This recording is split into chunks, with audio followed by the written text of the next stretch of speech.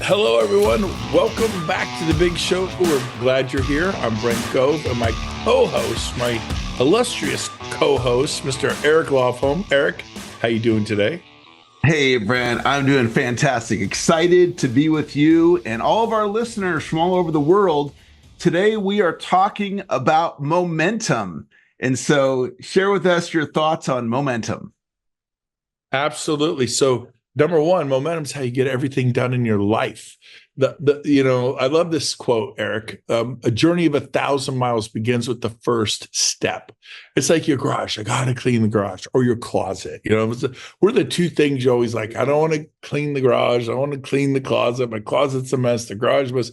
But when you get out there and you move the cars out, and you start moving stuff. Beginning is the hardest part. But once you kind of get your mojo, once you get into it, you get some momentum, and then all of a sudden, an hour later or 4 hours later, depending on how messy your garage is or your closet, it looks great. You feel great. So just from a perspective of getting things done, starting is half. It's 50% of the job is the first step. It's getting off the couch, onto your feet, into the battle, into the heat, opening that garage door, going upstairs to your master bedroom closet and go, it's you and it's me and you're going down. And you just rip everything out and you put the shirts over here and the pants over here and the jackets over here, and the shoes over there. Why do I talk like this? Because I literally did that today. And I feel great. And it creates endorphins. You're like, I'm a beast. What'd you do? You cleaned your messy closet. And Kathy and I had flown to West Palm Beach this weekend, hung out with Tony Robbins and a guy named Pace Morby. If you know Pace, what a great guy. I got to know him. Dr. Oz was there, hung out with Dr. Oz all weekend.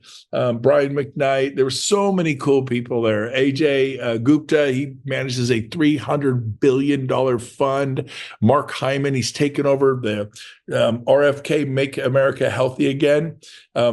Mark Harmon is the guy who's going to do it. That's who's working with RFK out of New York. He was there all weekend. The most amazing people in the world were there. I'm super pumped.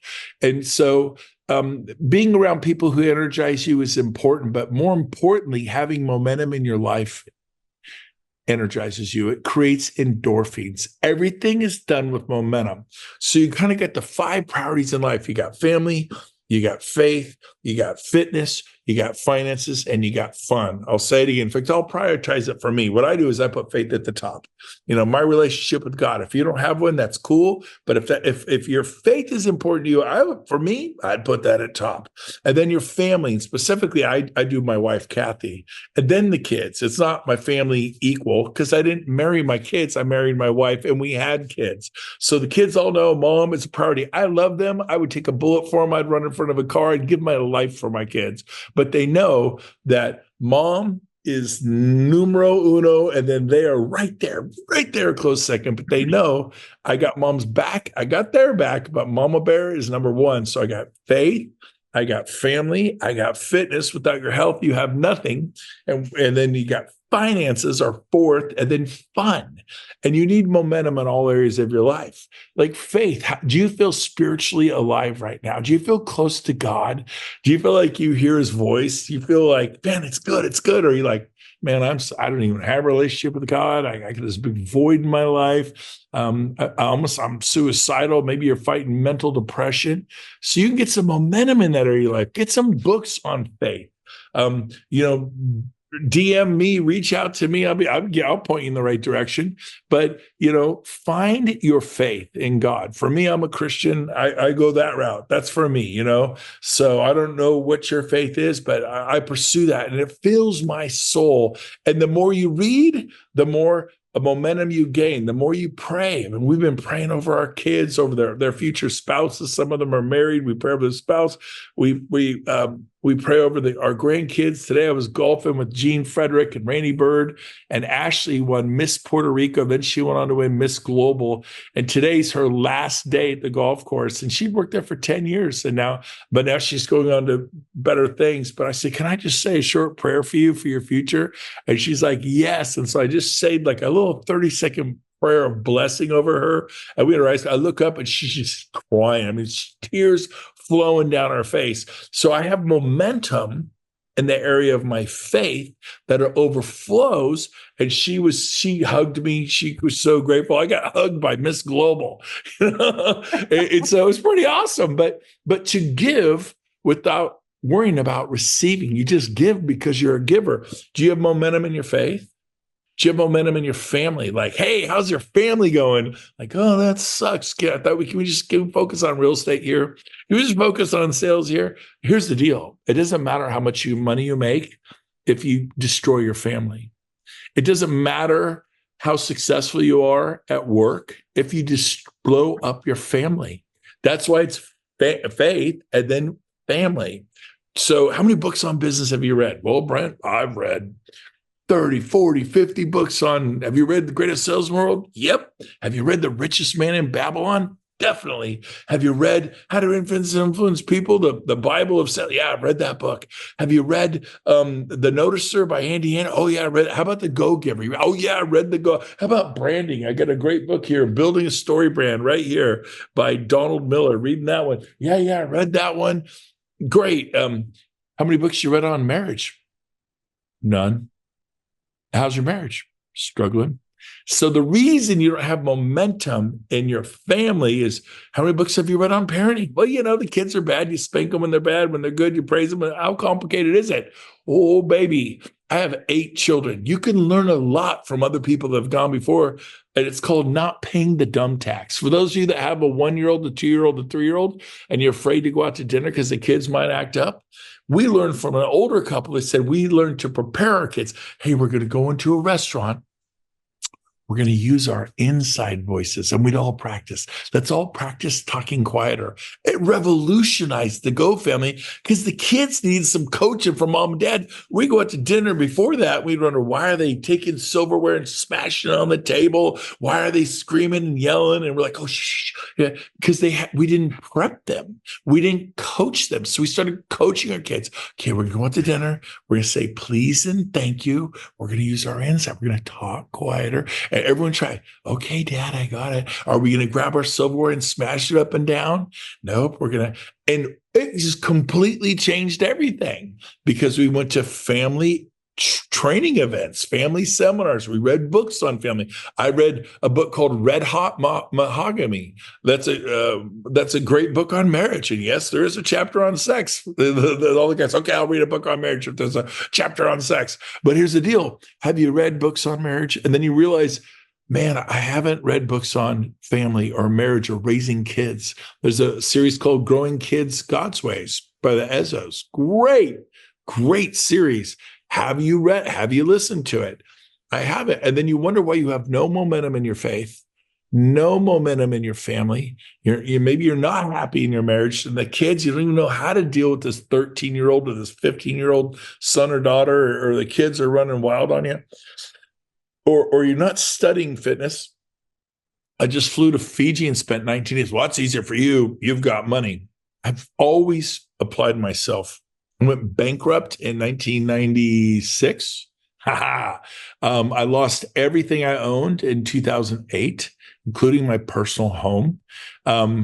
I've had to reinvent myself, but I've always pushed myself to read, to go to events. And then I earned it all back after going bankrupt in 96. I earned it all back after losing everything in 08. And here we are. But now I'm really focused on not paying the dumb tax, which means I'm learning from people who have gone before me in the area of my faith, in the area of my family, in the area of fitness. And I'm learning. I went to Tony Robbins Resort. We studied cellular biology. And I now understand how vital it is to drink water. It's like, it's not kind of important. It's like really, really, really, really important. It keeps you from being inflamed. Healthy cells fight cancer. But most of your cells, including mine, you drink 2 or 3 glasses of water today. Yeah, try multiply that by about, 10.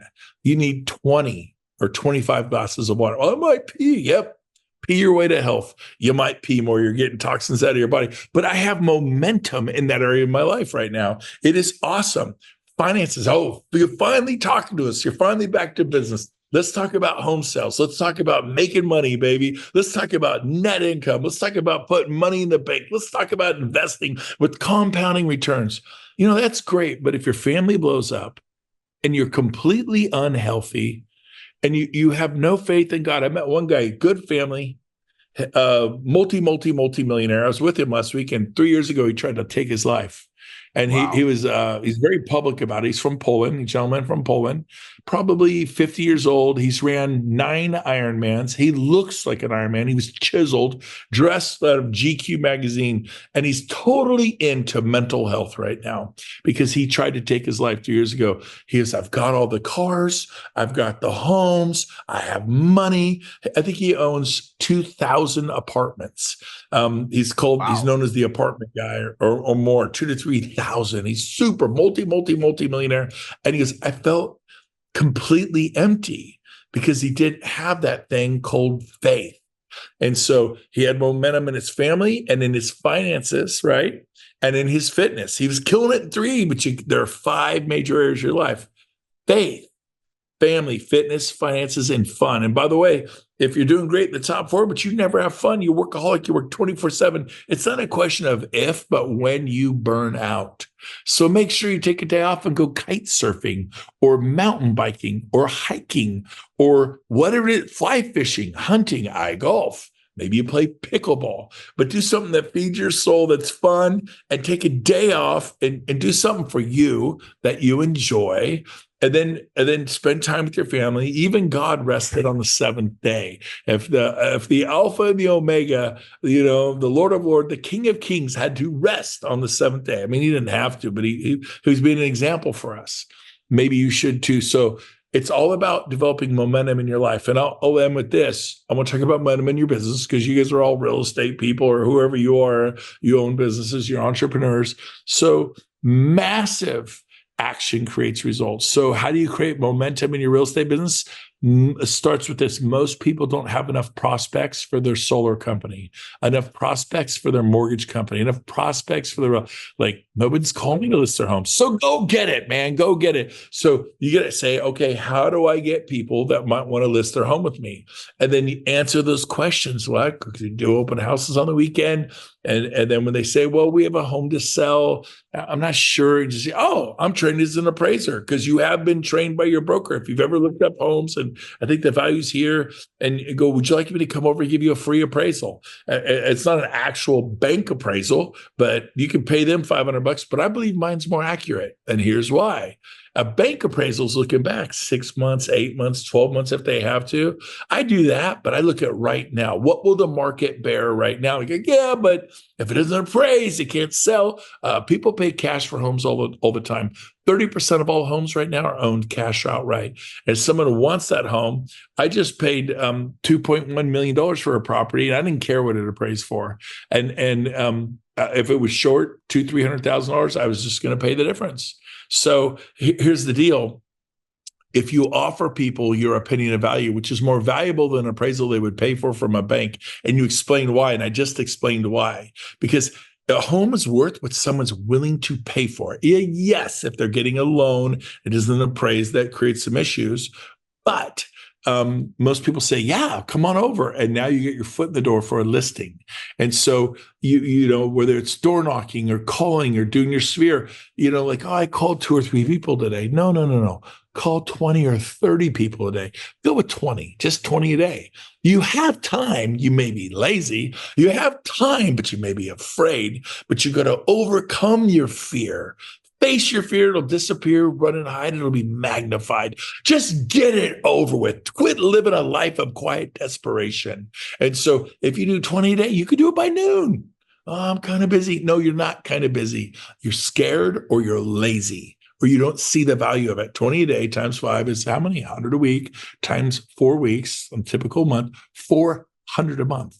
You think you might get a listing? What if you got 2 out of 400 a month? Or times 12, 2 would be 24 listings a year, and your average income is $10,000 a listing. After you sell it, that's $240,000 a year, $250,000 a year. Go out there and kind of find a job at a quarter, and that's your first year. You don't even know what you're doing. And then as you get better, maybe you get 3 a month, then 4 a month. I ended up having 18 to 28 listings active at all times. I'd sell 2, 3, 4 a weekend. And all of a sudden you start making 3, 4, 5, 6, 7, 8, 900, $1 million a year. And then as you learn to leverage and invest and do other things, The hardest thing to do is get to go make $250,000 or $500,000 or $1 million. Once you get to $1 million, it's easy to go 2, 3, 4, 5 million. It's much easier because you have momentum. So momentum is the key to your family. It's the key to your faith. It's the key to your fitness. Once you're going to the gym every day, you're exercising, you're walking. My wife and I walk an hour every single day without fail. We never miss. We go for an hour every day and we walk fast, and not too fast. And we're in cardio and we're eating right. We're drinking a ton of water. You can't see me. I'm on a Zoom, but I got a giant thing of water, and I drink water like it's going to style, a little Celtic salt at night, in the morning, and I'm just on fire. I got momentum in my life. I got so many endorphins. Like, Brent, how do you do it? How do you have this energy? Because I got momentum, man. And so can you. You just got to quit making excuses. One of my favorite sayings I heard 40 years ago: excuses are like armpits. Everyone has a couple, and they stink. So stop telling me why you can't, and start telling me why you can, and be willing to fail. Well, I might say it wrong. Say it wrong. That's how you say it right. You have to say it wrong in a short period of time, and it's game over. So those are my thoughts on momentum. Eric, I'd love to have you chime in on maybe something I said or your own experience with momentum in your own life. Thoughts? Wow. What a message, Brent. I mean, for all of you listening, this is one, you got to go listen to this one 10 times and hear what Brent was just sharing. I loved the message about massive action. I love the message, and I resonate with this. My wife is the most important relationship in my life. So all of you out there married, come on, baby. All of you out there that are married, do you prioritize your spouse, and does your spouse know it? I love how Brent said, his kids are super important, and they know, mom is number one. And I resonate with that. I love that message. I wanted to share two thoughts before we wrap up. And one is that my son, who's 22 now, when he was 16, he left home. We didn't speak for about 3 years. And he started calling me Eric as a way of like, I'm going to disrespect you. I'm going to call you Eric. And he and I are back on great terms now. And I wanted to just share that if anybody's listening right now, if you have a broken relationship with one of your kids, which it's, it really devastating emotionally on me when I was going through that, I wanted to share a message of optimism that better days are in front of you, and it is possible that you can get back to where you were, even better. And when it was dark for my son and I didn't know if that was ever going to happen, but thank God it did. And I also wanted to just briefly share back when I became homeless when I was 25 years old. I had a business failure. My wife and I separated. We eventually got back together, but we separated. And I ran out of money. My car got repossessed. I went through a bankruptcy, and I got this crappy waiter job, Brent, at Harrah's Casino at the coffee shop, graveyard shift. And when I got up in South Lake Tahoe, this is one in Reno. Yeah. Oh, Reno. Oh, even grimier. All right. Okay. I like it. And when I got the job, Brent, I had this surge of energy because I had been beaten down in life. And what I learned is success has a momentum to it, but so does struggle. And my life was going down, and I'm like, am I ever going to turn this around? And I just kept getting beat up, getting knocked down. And then when I got this crappy waiter job, I'm like, oh my gosh, I can turn this around. And what I learned is that small wins creates confidence. And so if anybody's listening to this right now and you feel beat down in life, you feel, you're going through struggle right now, go get a small win. Get yourself into massive action to get a small win. And then all of a sudden you kind of get that bounce back in your step. And now you're taking action from that bounce in your step as opposed to being struggle. So I want to share that with everybody and just, again, encourage you to listen to this podcast. Brent was on fire. That was an amazing, amazing message, guys. Short little podcast. Share it with your team. Share with everybody in your organization. And I'm going to personally listen to this at least 10 times. It was that good. Great message, Brent. Thank you so much for bringing the fire today. You got it, man. Thank you, Eric. Love you guys. Have a great week. Go get them. And we'll see you on the next podcast.